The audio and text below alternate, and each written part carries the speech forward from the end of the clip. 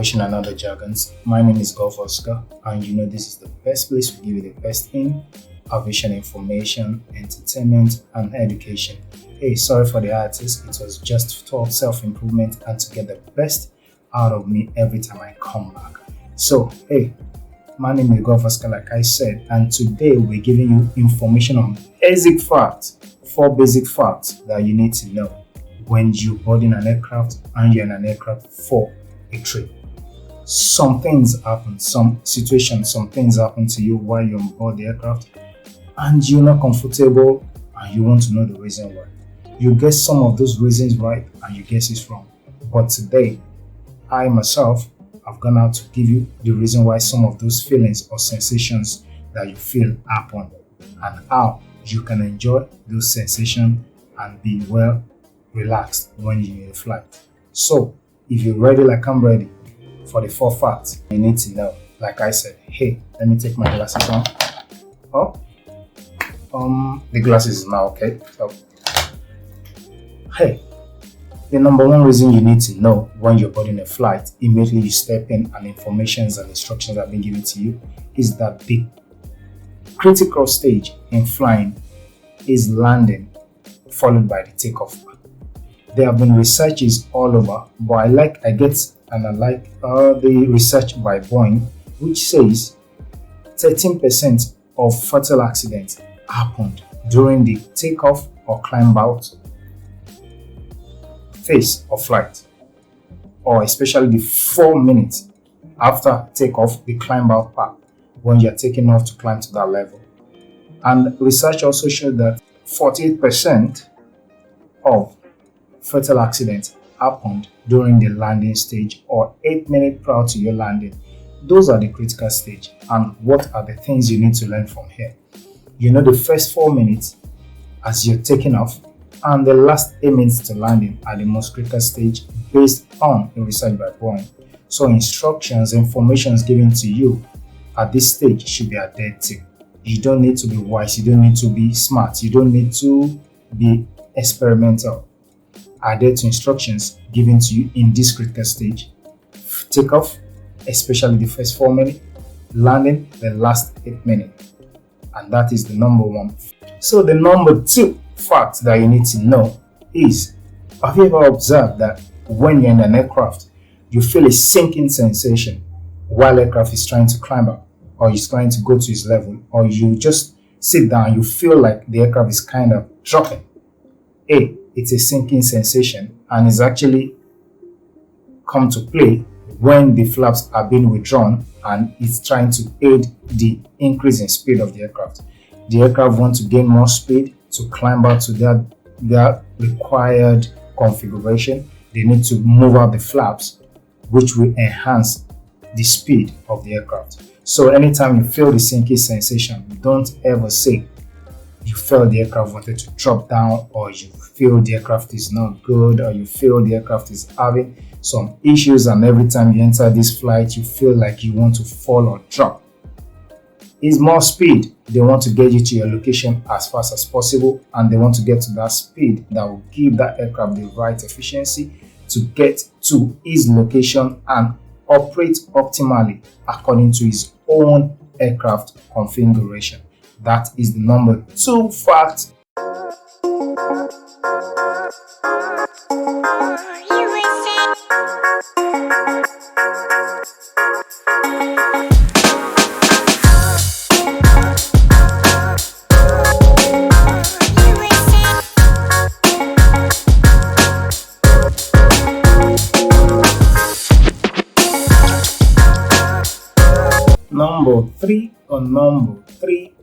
Number three. The number 3 is what we call airplane hair. Airplane hair is basically the sensation you feel when you're in an aircraft, especially when an aircraft is climbing or is descending. Some kind of sensation in your hair. It could be some sound, it could be some discomfort in your hair. It's basically due to imbalance in pressure between the environment and your inner hair. Like we all know that the ear is not for balance. So anytime the ear notice that there's an imbalance between the pressure in the inner ear and the environment, those sensation comes in. They may come in different forms, but what you basically feel is some discomfort, some humming, some sound. Sometimes you feel like you're not hearing anything, like, hey, it's just done. But it's just basically to those pressures, the imbalance between the aircraft environment and your inner ear. Some of the symptoms you feel are ear pain, ringing in the ear, sometimes bleeding, dizziness, hearing loss.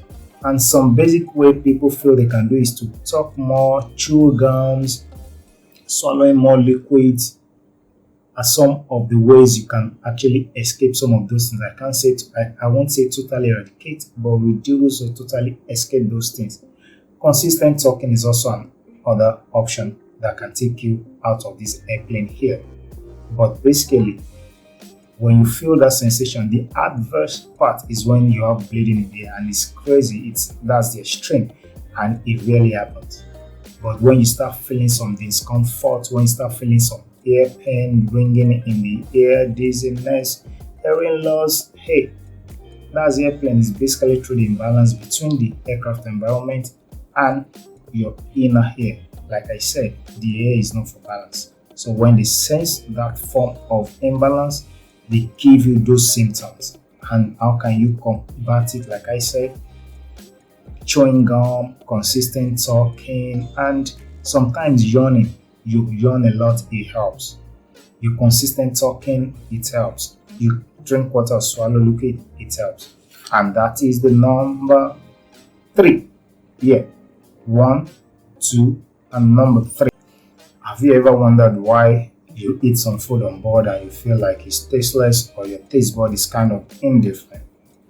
Well, you wonder why you fly at an altitude of like 40,000 feet, 30,000 feet, 20,000 feet with a high speed, 500 miles per hour or more or less. You definitely know that there is low pressure there and the air is dry. The combination of this phenomenon, dryness and low pressure, affects your taste buds. Statistically, research has shown that when you fly in an aircraft, your taste buds or your sense of taste reduced by 30% or more, depending on how your body reacts to the low pressure and the dryness that you feel because of the high altitude that you fly. So sometimes don't be mad or don't be sad that sometimes the food does not taste good, or you complain that some airline food tastes bad. It depends how your body readjusts to the high altitude, to the speed, to the environment of the aircraft, the low pressure, the dryness that affect your taste bud. So hey, 4 facts today. 1, 2, 3, 4.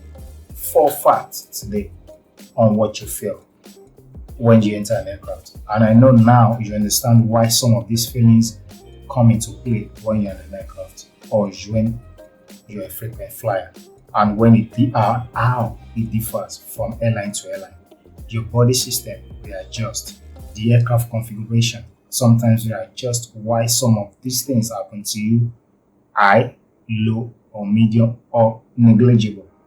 But basically, you understand why these 4 facts, those 4 things that we're telling you happens, and why you need to enjoy the moment, get this information, and understand that nobody is after nobody. It is just a natural phenomenon that immediately you step out of the aircraft and you're on your way home, they all come back. Even before or after, it's not going to take you all the way to the other end or to the hospital. Hey, my name is Golf Oscar. It's nice to be back to drop this information back to you. Don't forget to drop a comment, like this video, subscribe, and hey, share this video. And we'll give you the best in aviation.